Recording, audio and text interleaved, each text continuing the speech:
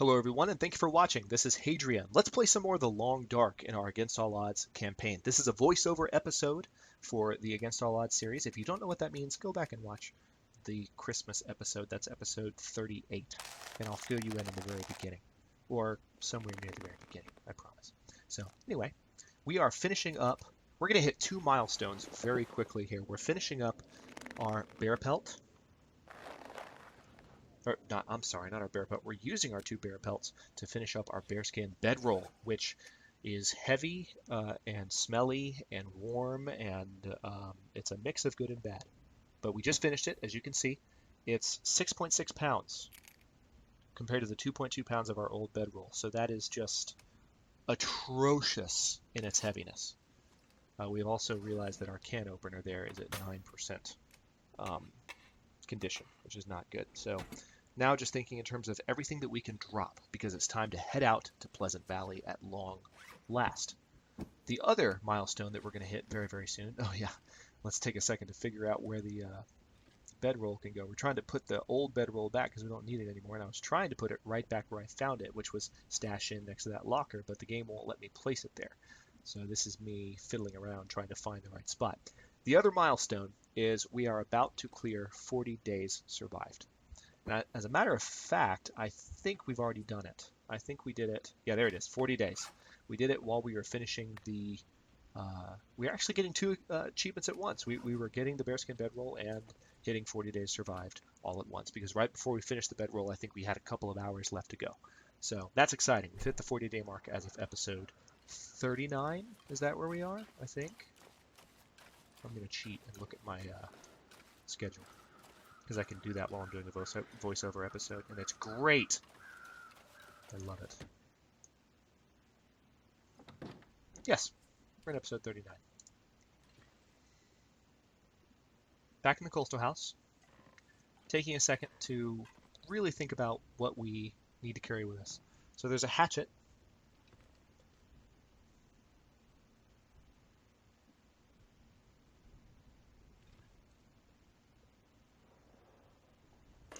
Quality toolkit. Oh yes, is this where I try to... Okay, that's what it was. I was thinking about repairing the can opener, but then I remembered I had another one laying on the floor right there. So I just picked up the other one. We're going to drop the toolkit, drop the old can opener. Just leave it. Don't need it. Bye, toolkit. And now we need to just take a moment and see what we have in the drawers. There are several drawers in this place that we've stashed full of stuff, and before we head out to Pleasant Valley, we need to make sure. Mainly I'm looking for snares, things to catch rabbits with, because that's going to come in handy. But I'm also looking potentially, those drawers are all full, so that's useless to me. But this cabinet, however, is not. So we're going to be able to put some stuff up. For instance, our scrap metal, but I'm going to forget to put one piece away. So it's still sitting there. And then we've got our wood.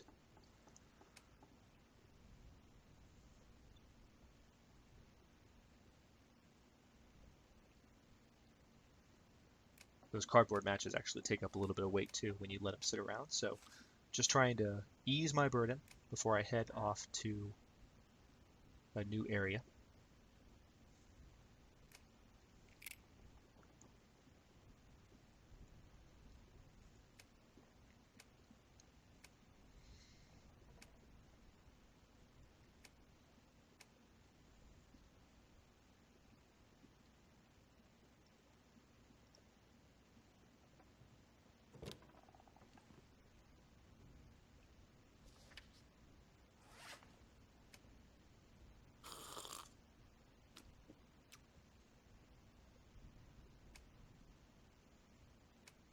Just making sure we've dropped everything we can drop. This is me trying to remember, oh yes, I have the wood. Let's drop the wood. Don't need that. That's 2.2 pounds of wood on me that is not necessary to carry.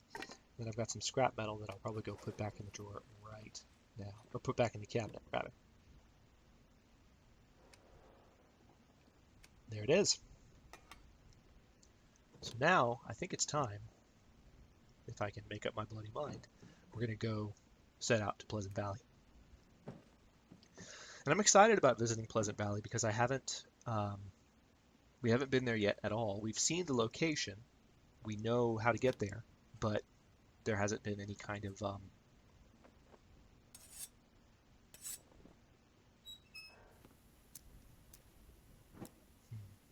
oh yes, this hatchet's actually in much better condition than the one we have on us.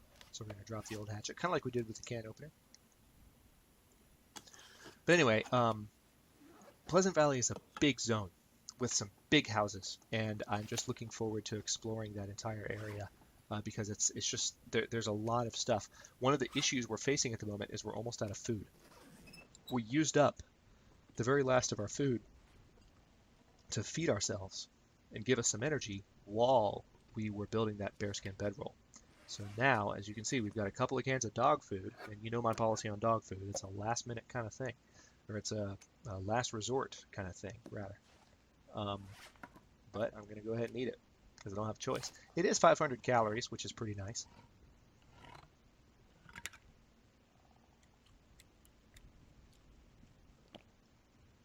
And we'll stop.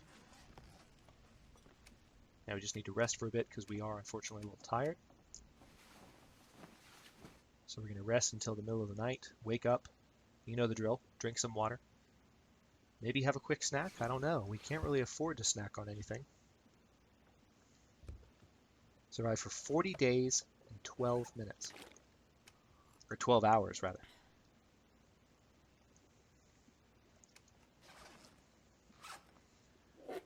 We have arrived at the 40-day mark. That's a good feeling. So I guess we're going to eat the rest of the dog food now.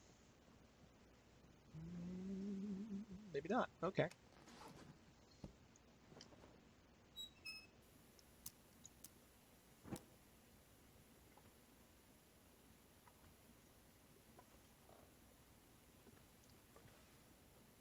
One final neurotic check through the safe house, which is not much of a safe house anymore. It has barely any supplies. If we were to come back here from Pleasant Valley without bringing anything with us, we'd be kind of screwed.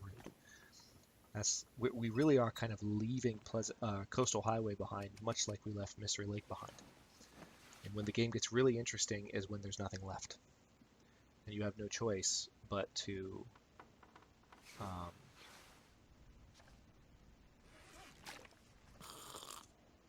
start really living off the environment. You've got to build arrows. You've got to kill wild animals for your food because you've eaten all the snacks and the dog food that you can eat. So that's one thing that's really, really great about the Long Dark. And another thing I really like about recording the Against All Odds series, frankly, is that, these the episodes get more significant the older and older they are, because the title of the series is Against All Odds. So I survived 5 days against all odds. Okay. Survived 20 days against all odds. Pretty cool. Survived 40 days against all odds. Awesome. What if I can make it to 100? What if I can make it to 200? Oh, there's more of the vegetation blowing in the wind. Check that out. Great new feature. There's the new stags. Oh, being chased by a wolf. Oh, yes. Now I'm going to be an opportunist. This gives me an opportunity. You'll also get to see the new rifle sights here for the first time, which I'm really excited about. But we have one bullet, and we're going to put it to good use.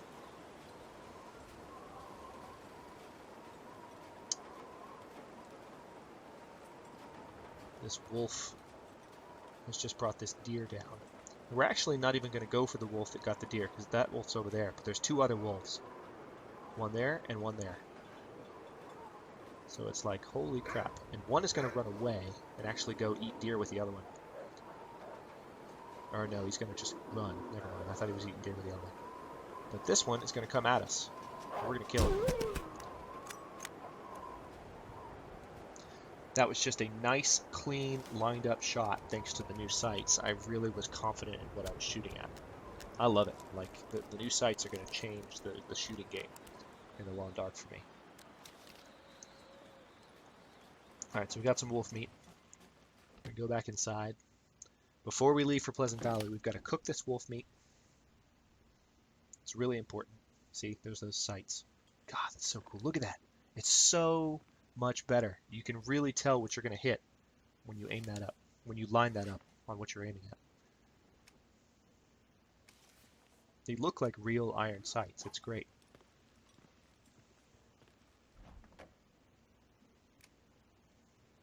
That's right. We need to cook it first. That's what I'm realizing.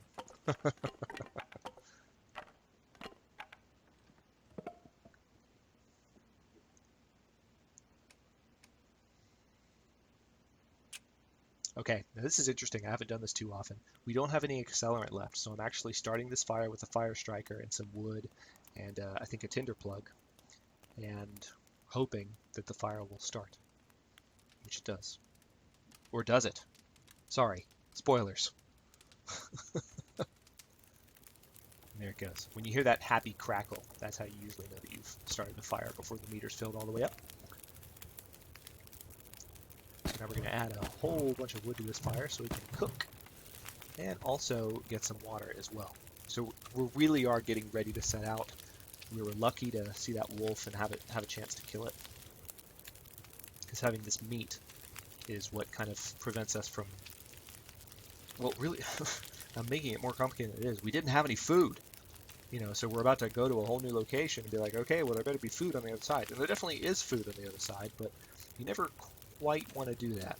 You always kind of want to have something if you can help it. So the fact that we were able to kill a wolf and take his meat, 12 pounds of it, in fact, is very helpful. I think we're almost done cooking that raw wolf meat. And then we just got to melt some water after we add more fuel to the fire, because the fire is dying. Oh no, we're going to make some coffee. Now the fire is going to die. You can see it getting real low. There it is. Fuel! 1, 2, 3, 4. Perfect. Alright.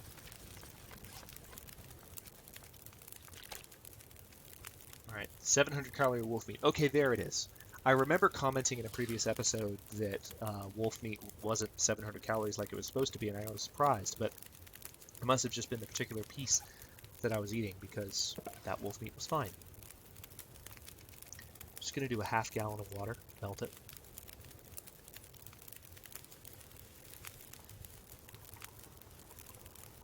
And boil that same half gallon. Got about 9 hours of daylight left. I don't think we rest anymore. I think we're ready to head out. Yeah, because we have that coffee. That's right. So we drink the water. Drink the coffee. Get some additional calories and some additional energy. See? Fatigue reduced from the cup of coffee.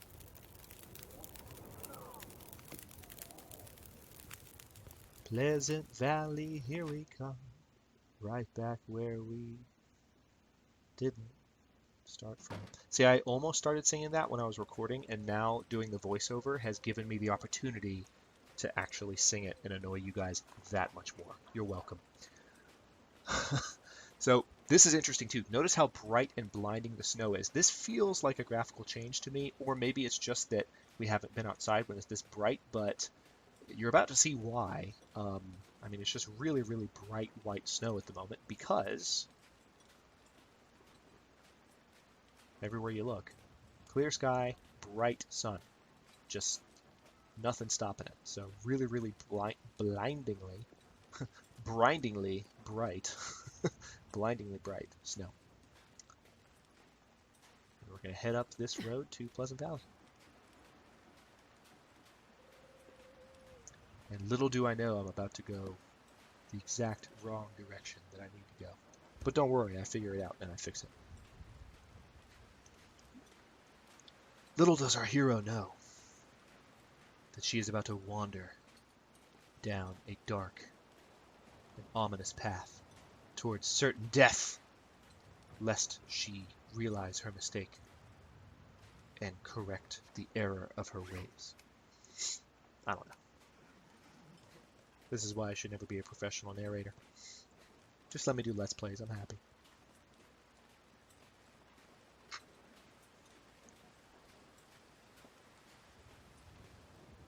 Not just Let's Plays, of course, but they're a fun hobby. I'm like really awkwardly, very slowly trying to sit back in my chair without making too much noise. This is an old creaky chair that I have, and you've probably heard it in several of my recordings when I sit back and lean forward. As soon as I get a new chair, it'll never be an issue anymore. Probably had this chair for, oh god, this is embarrassing to say, but going on going on 20 years. Probably about,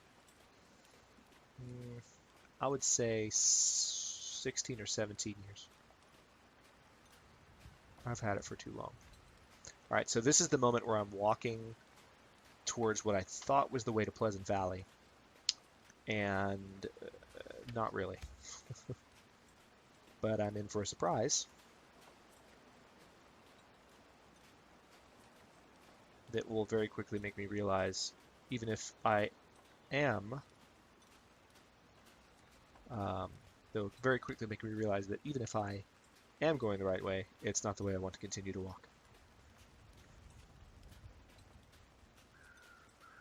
Actually, I think you just saw it, but I didn't see it when I was approaching it. So if you were very keen looking ahead of me just now, you might have already seen what's about to make me stop in my tracks. Oh wait, no, just kidding. Now, see, now I'm building it up too much. Now it's not going to surprise you. Now you know exactly what it is, and you're just waiting for it to happen, and the surprise is ruined. I should never do voiceovers again. I'm sorry. I'm so sorry. 3, 2, 1, stop. Don't go that way. Just stop right there. You're good. You can turn around. Matter of fact, why don't you turn and run? Yeah, good idea. Let's do that. So we're running away from the bear.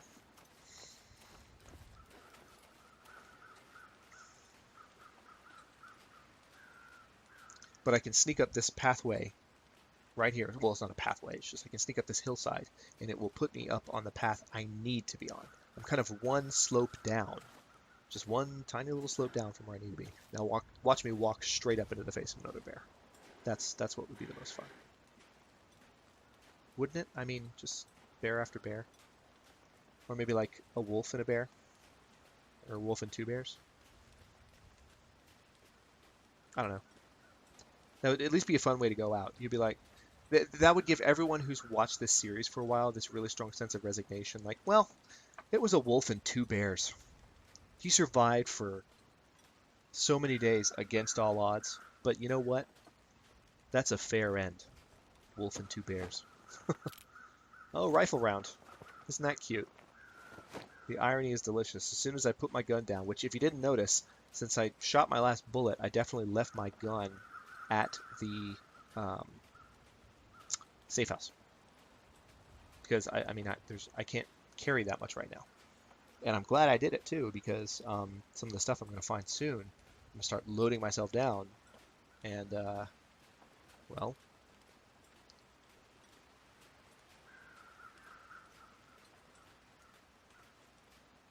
my hope is that there will be another gun in Pleasant Valley. That's what I think will happen. But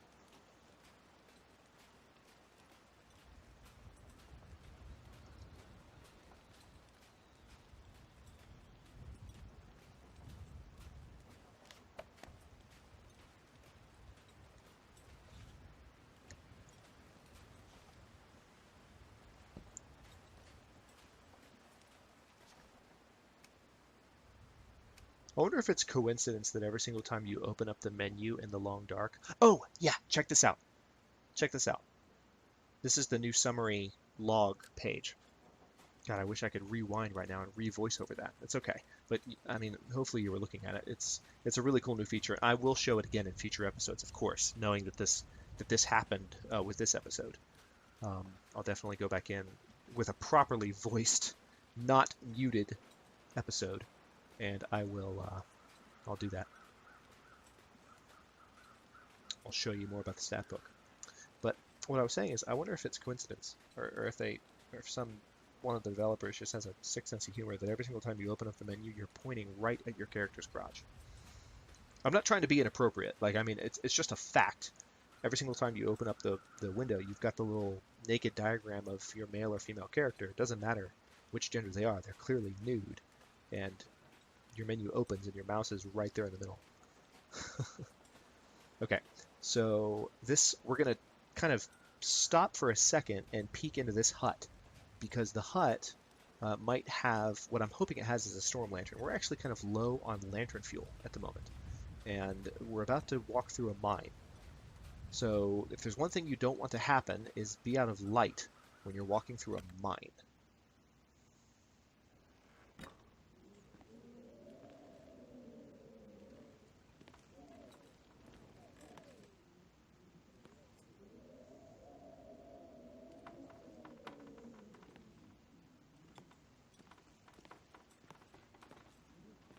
And turns out there's no lantern. I'm very disappointed at this point. But I did pick up the cedar firewood. Yep, see, there you go. That was probably a dumb decision, because that is additional stuff. But anyway, I think I'm going to go ahead and cut this episode here as well, and we'll jump right back in and head to Pleasant Valley in the next one. Thanks for watching. See you in a bit.